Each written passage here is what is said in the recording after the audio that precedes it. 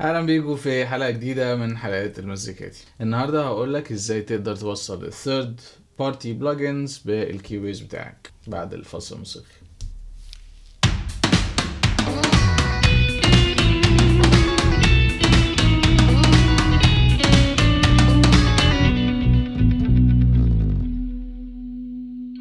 تعالى مثلا نفتح اي سيشن عندك، مش هتفرق. هتقوم جاي رايح عندك فوق كده، هتلاقي فيه استوديو، هتدوس عليها هتلاقي فيه حاجة اسمها VST Plugin Manager. هتدوس على البلجن مانجر ده، هيظهر لك الشكل ده.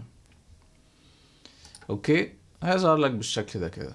دول البلجنز بتوعك ودول المكتبات. هو بيقسمهم كده بطريقة محترمة، او ممكن انت تقسمهم برضو، يعني تظبطها بالشركة. بس في حاجات انت مش موجودة عندك، فهتقوم جاي دايس على الترسة ديت، هتطلع لك الشكل ده. دول الاماكن بتوع البلجنز بتاعك موجود فين. هتقوم جاي دايس على البلس، وهتخش في الويندوز، وهتخش في بروجرام فايل.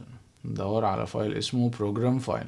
اهو بروجرام فايل. هتلاقي عندك حاجة اسمها common file، هتدوس عليها هتلاقي كل البرامج اللي انت مسطبها بما فيهم VST2 وال VST3. هتقوم جاي ده select folder، وبعد كده هو منه نفسه بيديتكت ال VST plugin. اتمنى يا عزيزي ان انا اكون فدتك وقدرت تعرف ازاي توصل ال third party plugin بالكيوبيز بتاعك. شكرا ليك ان انت عملت سبسكرايب وعملت لايك.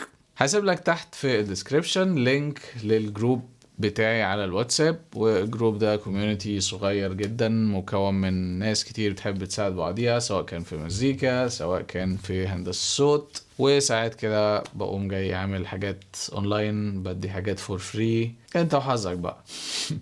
يلا اشوفكم على خير.